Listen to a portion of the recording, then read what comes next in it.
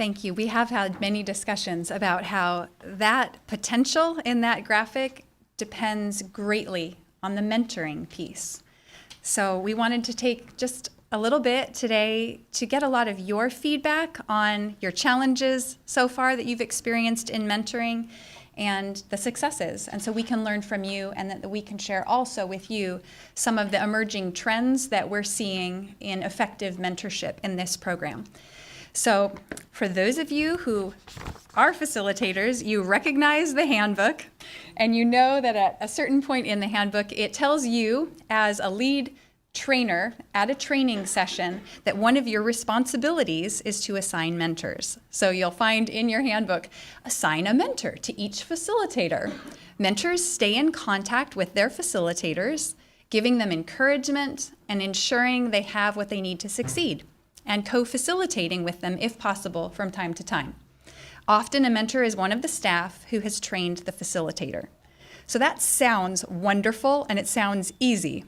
But for those of us who have done a training of 35, 36 people, we know that it's really challenging to figure out how are you going to effectively mentor that number of trainees, especially if you yourself are doing many trainings every year and suddenly you have hundreds of people that you're supposed to be mentoring.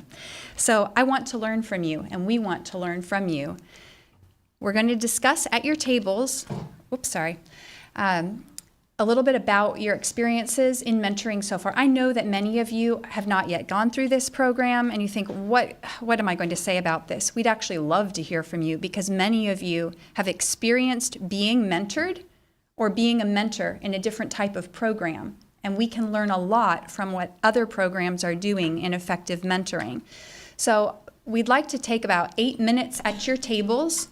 What difficulties have you encountered in mentoring, either as a mentor or a mentee? And then, what have been your best innovations in mentoring? So if you can have one person at your table, write these things down, because afterwards, I want to hear some of the answers, but I'm not going to have time to hear from everyone, and I'd love to collect these papers afterwards so our team can reflect on the things that aren't shared with the whole group. So please go ahead. I know you've had a lot of interactions, and the introverts amongst you are saying, please, not one more table discussion. But you are almost to the end of the day. Take heart. You've done very well today. All right, we're going to come back together and share now.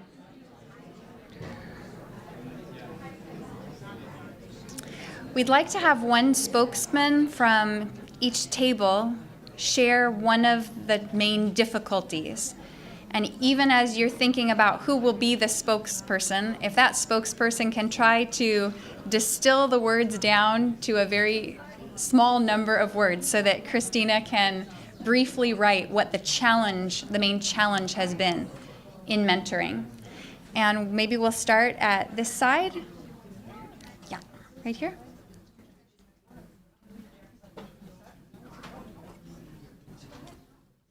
We have several people at this table who are doing some mentoring with women.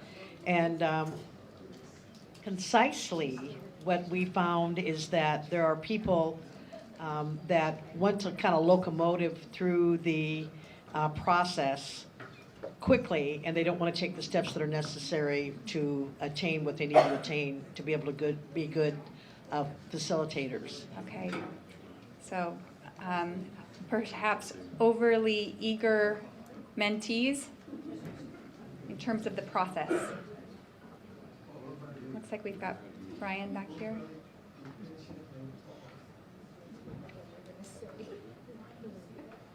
Yes, my mentor, Margie, told me I had to say something. So,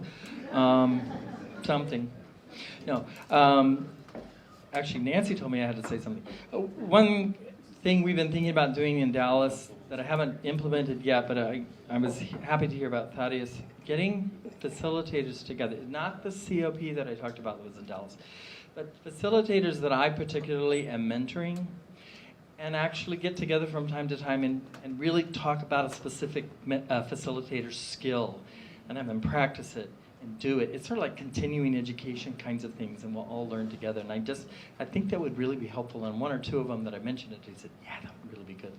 So that would be one of the innovations that you'd want to do to address a difficulty of the need for.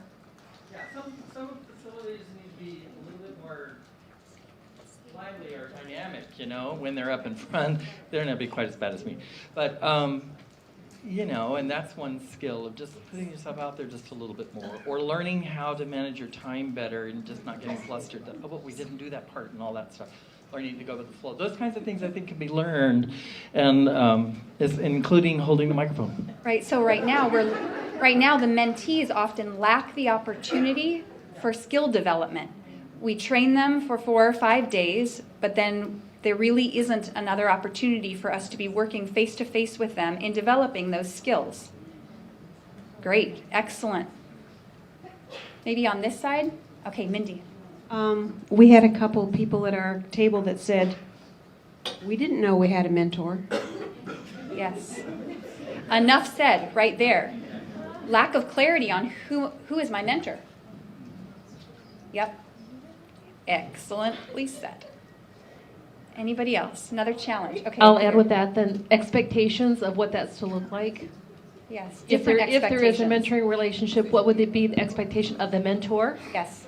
to them, and then from the mentee, Yes. what they can expect? Is it informal? Is it a little bit more formal? How often? And maybe that's just going to be something that they work out together. Yep. But I know I've been through 2 trainings where I've been a trainer, but we haven't determined any kind of mentor-mentee relationship in any discussion. Excellent. So the expectations are not stated. That means a mentee may have been mentored in some way in some different program in the past where they had really robust mentorship, and that's their expectation of what their mentor is going to do. But then if the mentor doesn't even really know who their mentees are, that's going to be a problem. Great. Maybe 1 or 2 more of the difficulties. Hi. In Haiti, I trained a group of women, and I think the bond that we shared during the time was just so strong that they wanted to stay connected. And if anybody knows anything about WhatsApp is where it's at. And so through WhatsApp, I'm able to stay in contact with them. They have gone ahead and formed their own circle of network of women, and as a group of women trained in trauma, they stayed together. They meet monthly, every Friday, Beautiful. 3rd Friday of every month. And they send me their agenda and whatever questions they may have, they send it to me to get my feedback and what have you. But there's 3 tiers of mentoring. There's the bottom-up mentoring, there's horizontal mentoring, there's the top-down mentoring. And so where I can't be there, but as they come together, they'll say things like, do it like Betty did it. Because that's what mentoring is about, really modeling what you've seen. And so they'll practice the material, and they'll train one another, and they'll give each other feedback. They'll talk about different places that they've gone, that they actually, maybe they went and ministered to someone and practiced some of the pieces of the trauma material, and they share with one another. And then when they're able to kind of get in contact with me, that's the top-down mentoring. And then when they're helping somebody else in their local church, or that's kind of the bottom, from them to the bottom. So there's different levels of mentoring, and I think it's probably an important piece if we really want to make sure that this training doesn't wane, because my concern was it does wane. Without the connection of the initial instructor, the desire and it just goes away because you just don't know practically what to do with the material. So I think it is a responsibility to make sure that the material really does go as far as we want it to go, or else it just becomes a book stuffed in somebody's library, and they really can't use it because they're not empowered enough to go further. So mentoring is about empowering. Excellent. Thank you so much. So the difficulty ends up being that if they don't have mentoring support, the interest will wane. And then the innovation that we could flip to the next page, one of the things, using WhatsApp, and that's going to be one of the next slides, and then encouraging the formation of a local gathering, a local community of practice of those people that have been trained, that they would start getting together. And I love it that they're sending you the agenda in advance. And then also addressing 3 levels of mentorship: bottom up, horizontal, and top down, so that we don't view it as only a top down responsibility, but that we could help them, and perhaps that could be part of the trainings near the end of the training. All right, in order for this to carry forward, we're going to need to support one another. What are you going to do in terms of bottom up or horizontal mentoring?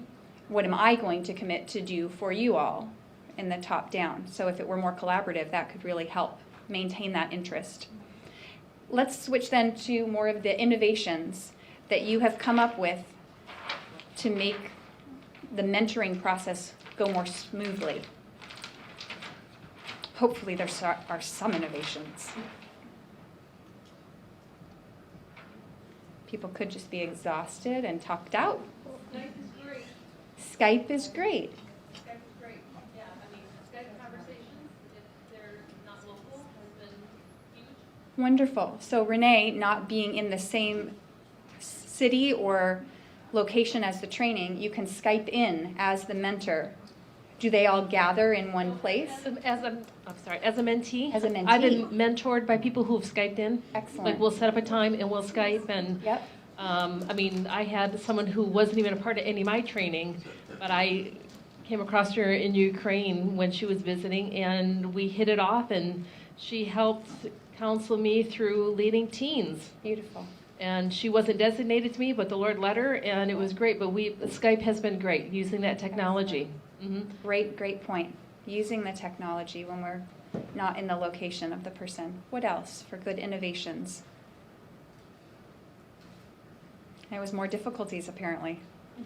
Yeah? I'll give you a couple more moments to share anything, and then if not, we'll move on. All right, I would love it if all of the papers upon which you wrote the difficulties and innovations, I would like to have those. So if you can put them in the center of your table, and then when we finish, I'll come around and collect those.